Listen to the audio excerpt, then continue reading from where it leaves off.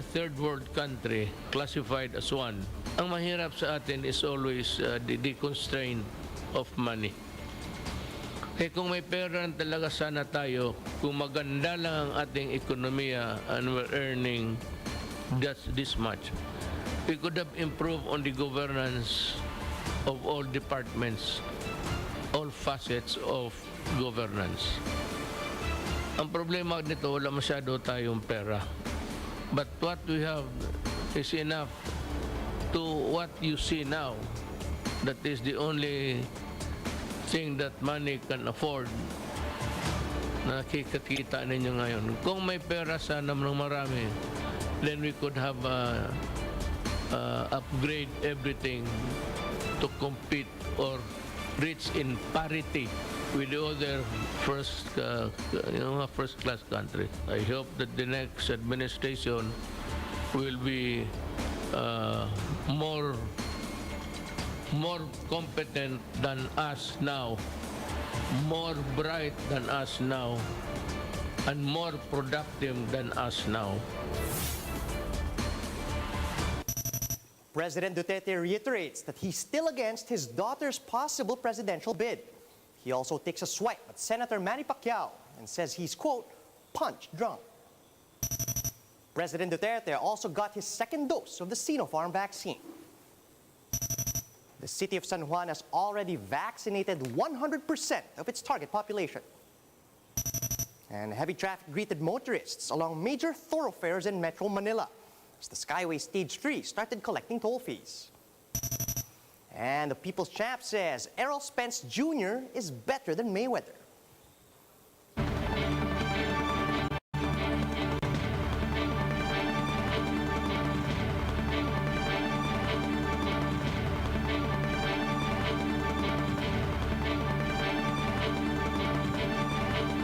Fast, focused, and fearless. Here's everything you need to know as you jumpstart your day. I'm Charles Lejano. Kickstarting today's newscast with President Rodrigo Duterte once again stating that he is against the possible presidential bid of his daughter Sara Duterte. This comes after the Davao City Mayor admitted that she is open to running for the country's top post next year. Although no final decision has been reached with regard to Inday Sara's candidacy, President Duterte said he'd rather not have her succeed him to avoid her getting hurt. My stand is I am against really the candidacy of my daughter. I want her spared from the vagaries of politics. Ako naman, yung vice president ko, pantakot lang sa kanila yan. But sabi ko, let us see. If it is good for the country, I will do it. If it does not contribute anything to our republic, then wag na lang, magsasayang na tayo ng oras. On the other hand, Duterte also said that he doesn't mind if his successor would be better than him in all aspects. I hope that the next administration will be more competent than us now, more bright than us now, and more productive than us now. If it is true, well, I would encourage them. I would cheer them up, and I would be on the sidelines giving inputs of what I can provide for as an advice. President Duterte again downplayed Senator Manny Pacquiao's allegations of widespread government corruption by saying that the lawmaker was punch drunk. Duterte said Pacquiao's claim of over 10 billion pesos in missing social amelioration funds was impossible. However, Duterte offered no further explanation apart from discrediting Pacquiao by saying that he was punch drunk or someone who's disoriented after receiving heavy blows to the head. To be talking about 10 billion from nowhere, papayag ba naman ang kuha niya? Hindi lang yan, papayag ba kami? Papayag ba ang mga sekretary ng mga departamento na papayag na ganon, na may mawala 10 billion. That is a statement coming from a guy who is punch, suntok ba? Punch, drunk, lasing. President Rodrigo Duterte has received his second dose of the Sinopharm vaccine last night. Spokesperson Harry Roque said that Duterte got his second shot before his scheduled meeting with the Interagency Task Force. Health Secretary Francisco Duque III administered the shot to the president. Despite this, Sinopharm has yet to obtain an emergency use authorization from the FDA. Hunger remained high among Filipinos as of May of 2021, according to a recent SWS survey. The poll done from April 28 to May 2 showed that over 4 million families in the country experienced hunger at least once over the past 3 months.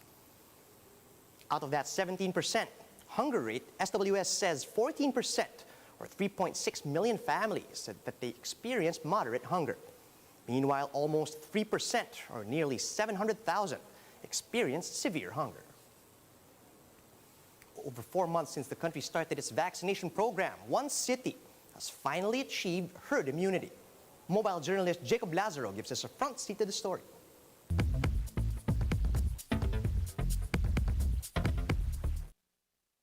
It started out as ground zero for the first local transmission of COVID-19 in the Philippines.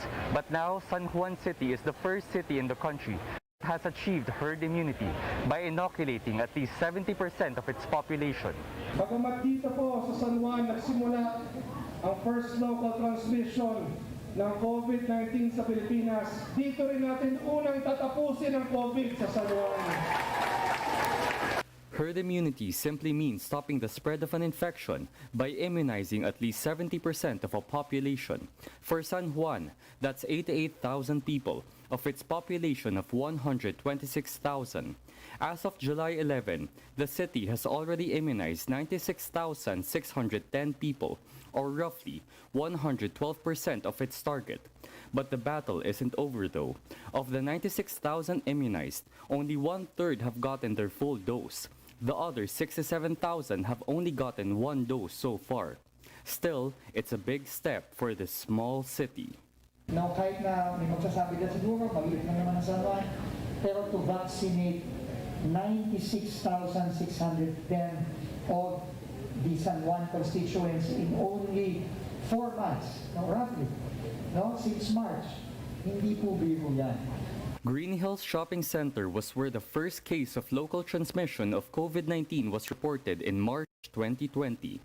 Kay Madarang, a tenant in Green Hills Shopping Center, had to close one of her stores last year. May dalawa akong stall, pero nung dumating yung pandemic, napilitan akong isara yung shop ko sa Shops Bill. Dahil sa, syempre, mataas din yung rent namin, hindi nakakayanin dahil wala na talagang pumapasok. Like many other businesses, she shifted to online selling, but there were still challenges. Mahirap pa rin kasi nandito yung daily needs namin, nandito yung daily business namin talaga. Natuto kaming mag-online. Pag tinatanong kami ng client na kung taga saan kami, hindi namin kayang sabihin na taga Green Hills. Kasi once sabihin mong taga Green Hills ka, pag sinabi mong Green Hills, wala na, hindi na bibili yung customer. Nga para kaming may sakit. With San Juan hitting herd immunity, authorities expect local businesses to start getting back on its feet. Sa reopening ng economy, nakikita ho natin na pag bumalik ang tao, ang bilis yung umakyat ng ating negosyo. Bilis bumalik yung benta. With more and more people getting vaccinated, it means that our lives will slowly go back to normal. Now, it might not be the same as before the pandemic, but for business owners like Madarag, it's enough for a fresh start. I'm Jacob Lazaro, and we are One News. Heavy traffic greeted motorists along EDSA on Monday. This as some drivers decided to stay away from the Skyway Stage 3 due to the imposition of fees. Despite this though, those who use the new expressway also experience almost bumper-to-bumper traffic. Gerard de la Peña tells us why. This was EDSA on Monday morning. The bumper-to-bumper traffic at rush hour is reminiscent of its pre-pandemic state. Due to the heavy traffic, some motorists opted to use the Skyway Stage 3, even if San Miguel Infrastructure has started charging toll fees today. The fees range from 105 to 264 pesos for Class 1 vehicles. But it was the same slow-moving traffic on the elevated expressway, especially at the Buendia exit. For the toll operators, this is just part of the birth pains.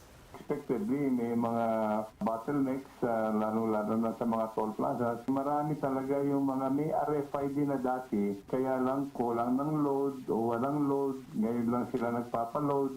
Some motorists are now thinking twice if paying a huge sum for the expressway is worth it. Hindi rin namin alam kung ganun pa rin siya kabilis. Kasi kung ngayon, may bayad na malamang magkakaroon na nung yung toll. Dati kasi dire-diretso lang yan eh.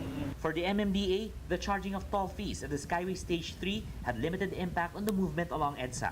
While acknowledging that vehicular volume on EDSA is already near pre-pandemic level, traffic is still moving. Kahit na 98% or pre-pandemic volume, hindi naman tayo tumutukod eh. Gumagalaw. At yung rush hour natin, talagang limited sa rush hours lang in the morning and the afternoon. Hindi na tayo yung buong araw puno ang EDSA. The MMDA said it will start collecting data tomorrow to be able to come up with a more accurate analysis on the impact of charging toll fees at the Skyway Stage 3. For News 5, Gerard de la Peña, we are One News.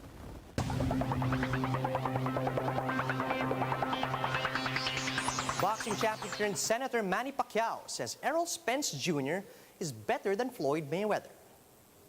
The Philippine Star reports that Pacquiao said this during their first face-to-face press conference at the Fox Studios on Monday. This comes after Spence was asked whether he would seek or heed advice from Mayweather, who managed to defeat Pacquiao back in 2015. Pacquiao said that Spence would even teach Mayweather how to fight toe-to-toe. For his part, Spence vowed to beat the fighting senator in any fashion. And that's how the day is shaping up to be. Join us later at 10 a.m. as we monitor the day's biggest stories from sunrise to sundown. You can also catch One News on Signal Play. Register for a free account now at www.signalplay.com so you can stream One News live anytime, anywhere. I'm Charles Lejano. Mask on, wash hands, and stay safe, Philippines. We are One News.